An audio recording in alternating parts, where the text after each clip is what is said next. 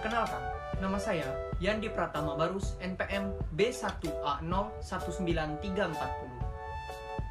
Kali ini saya akan menjelaskan tentang sumber hukum internasional. Apa itu sumber hukum internasional? Sumber hukum internasional merupakan berbagai materi, kebiasaan, atau asas yang mengandung atau menjelaskan aturan-aturan hukum internasional. Di dalam hukum internasional, tidak terdapat badan legislatif yang dapat mengeluarkan undang-undang yang mengikat semua negara. Sehingga, hukum internasional dibuat berdasarkan tindakan-tindakan dan kebiasaan negara-negara sebagai pemegang kedaulatan. Berdasarkan pasal 38.1 Piagam Mahkamah Internasional menyebutkan 5 sumber hukum internasional, yaitu: yang pertama, perjanjian nasional atau traktat. Sebuah perjanjian yang dibuat di bawah hukum internasional oleh beberapa pihak, utamanya adalah negara. Walaupun ada juga perjanjian yang melibatkan organisasi internasional. Traktat merupakan salah satu hukum internasional. Hal-hal yang terkait dalam perjanjian internasional diatur di dalam Konvensi Bivia tentang Hukum Perjanjian tahun 1969. Dan sebagian dari isinya kini dianggap melambangkan kebiasaan internasional sehingga menjadi norma hukum internasional yang mengikat. 2. Kebiasaan internasional adalah kebiasaan bersama negara-negara dunia yang menjadi bukti praktik umum yang diterima sebagai hukum. Kebiasaan internasional diakui sebagai salah satu sumber hukum internasional oleh pasal 38.1b Piagam Mahkamah Internasional. Pasal 92 Piagam Perserikatan Bangsa-Bangsa juga menyatakan bahwa kebiasaan internasional adalah salah satu sumber hukum yang akan diterapkan oleh Mahkamah Internasional. Kebiasaan internasional sendiri yaitu terdiri dari aturan-aturan hukum yang berasal dari tindakan-tindakan negara-negara yang konsisten, yang muncul dari keyakinan bahwa tindakan mereka itu diwajibkan oleh hukum. Maka dari itu, terdapat 2 unsur yang harus dipenuhi untuk membuktikan keberadaan suatu kebiasaan internasional. Praktik atau kebiasaan negara-negara. Dan yang kedua, keyakinan dari negara-negara bahwa kebiasaan tersebut dilakukan atas kewajiban hukum. Sumber hukum internasional yang ketiga yaitu asas hukum yang diakui oleh negara-negara beradab. Yang keempat, putusan-putusan pengadilan.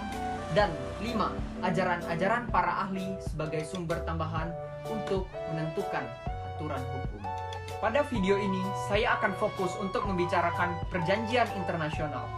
Undang-Undang Nomor 24 Tahun 2000 tentang Perjanjian Internasional adalah manifestasi pelaksanaan politik luar negeri yang diabdikan kepada kepentingan nasional.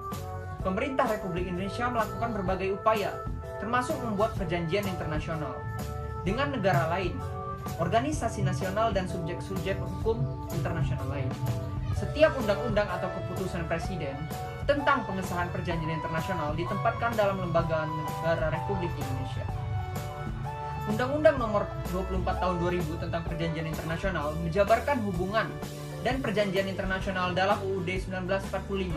Pembuatan pengesahan perjanjian internasional sebagaimana diatur dalam Undang-Undang Dasar 1945.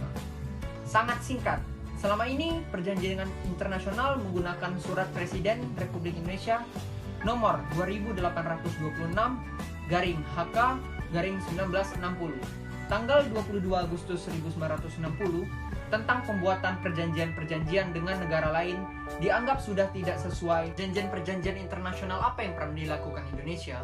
Kali ini saya akan membahas beberapa contohnya. Antara lain, yang pertama, Perjanjian New York. Perjanjian ini terjadi untuk menyelesaikan perebutan wilayah Papua Barat oleh Indonesia dan Belanda. Ditandatangani pada tanggal 15 Agustus 1962, perjanjian ini mengharuskan Belanda menyerahkan wilayah Papua Barat sesuai isi perjanjian KMB.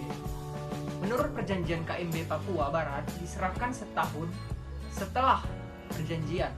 Namun seperti biasa, Belanda ingkar janji lagi. Sebelum terjadi perjanjian ini, pihak Indonesia melakukan banyak usaha, namun tidak berhasil. Hasil perjanjian ini diawasi oleh Dewan PBB, oleh sebab itu Belanda harus mengakhiri penjajahannya di wilayah Papua Barat. Yang kedua, Perjanjian Renville. Siapa yang tak kenal Perjanjian Renville? Perjanjian Renville adalah perjanjian antara Indonesia dengan Belanda yang terjadi pada tanggal 18 Desember 1947 sampai tanggal 17 Januari 1948 di atas geladak kapal perang Amerika Serikat sebagai tempat netral USS Renville yang berlabuh di Pelabuhan Tanjung Priok, Indonesia.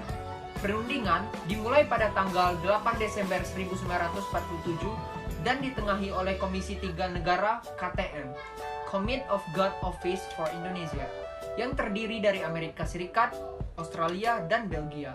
Perjanjian ini diadakan untuk menyelesaikan perselisihan atas Perjanjian Linggarjati pada tahun 1946. Perjanjian ini berisi batas antara wilayah Indonesia dengan Belanda yang disebut Garis Van Noort. Hasil perjanjian ini adalah wilayah Indonesia hanya meliputi Jogja, Sumatera, dan Jawa. Jawa Tengah maksud saya. Karena memiliki hasil yang merugikan, perjanjian ini dianggap perjanjian yang gagal. Yang ketiga atau yang terakhir, Perjanjian Garis Batas Indonesia-Australia. Perjanjian ini membahas tentang garis batas wilayah laut antara Indonesia dengan Australia. Indonesia berbatasan langsung dengan Australia dan wilayah tersebut adalah wilayah lautan. Batas wilayah lautan sedikit sulit ditentukan.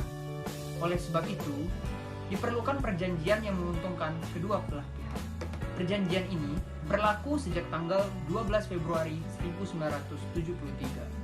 Saat ini, banyak sekali contoh perjanjian internasional yang dibuat Indonesia dengan negara lainnya. Biasanya, perjanjian dibuat dengan tujuan kerjasama berbagai bidang. Hal ini sangat amat membantu pertumbuhan ekonomi, pembangunan yang berkesinambungan di negara ini. Perlu kamu ketahui, perjanjian internasional dapat menguntungkan pihak-pihak yang terlibat perjanjian. Mungkin pembahasan saya tentang perjanjian internasional dalam sumber hukum internasional cukup sampai situ. Jika ada kekurangan atas apa yang saya sampaikan, mohon maaf. Wabillahi taufiq wa hidayah. Wassalamualaikum warahmatullahi wabarakatuh.